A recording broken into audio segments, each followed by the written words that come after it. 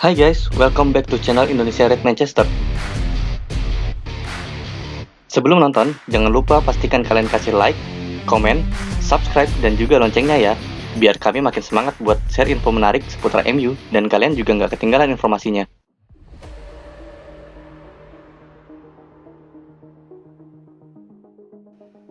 Kabar mengejutkan datang dari Australia. MU dikabarkan berniat membeli klub Central Coast Mariners. Meskipun kesepakatan belum terjadi, tetapi sumber dalam klub mengatakan hasil diskusi menunjukkan Manchester United bersedia untuk menyelamatkan Mariners yang sedang dalam kesulitan keuangan. Jika hal itu terwujud, afiliasi klub dengan wilayah Central Coast akan dikorbankan dan diganti namanya. Akibatnya, Mariners harus pergi dari kandang mereka di Central Coast dan dipindahkan ke pinggiran utara Sydney, dengan laga yang kemungkinan besar dilakukan di daerah Sydney Utara.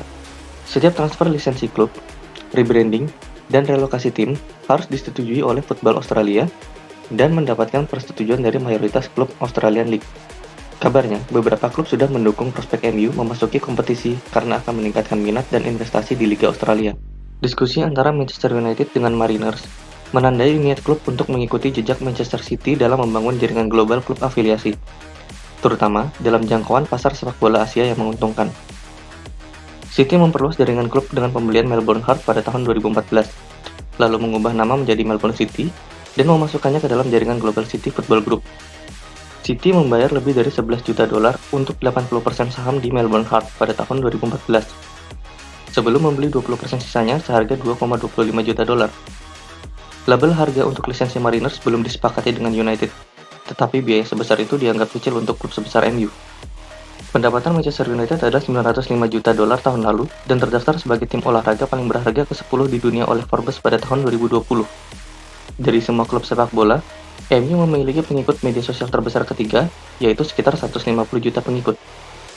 Terlepas dari jurang perbedaan antara kedua klub, Mariners memiliki hubungan yang erat dengan Manchester United.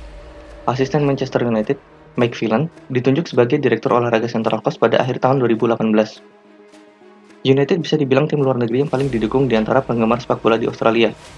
MU menarik lebih dari 83.000 penonton saat mereka datang ke Sydney pada tahun 2013 saat bermain melawan Australian League All-Stars di ANZ Stadium.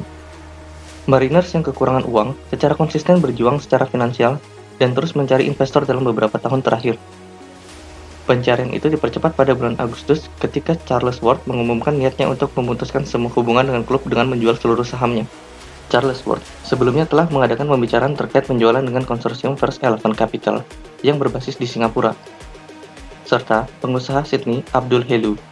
Tetapi tidak ada pihak yang berhasil mencapai kesepakatan dengan Charles Ward. Penggemar Mariners dan Manchester United menyambut negatif berita ini. Pendukung Mariners khawatir karena masa depan klub mereka yang tidak jelas. Sementara, fans United di media sosial umumnya menginginkan klub menghabiskan uangnya untuk transfer daripada membeli klub Australia tersebut. Sementara, Kepala Eksekutif Mariners mengatakan berita yang menghubungkan mereka dengan Manchester United adalah murni spekulasi. Musim ini, The Mariners berada di puncak klasemen Australian League setelah 16 pertandingan.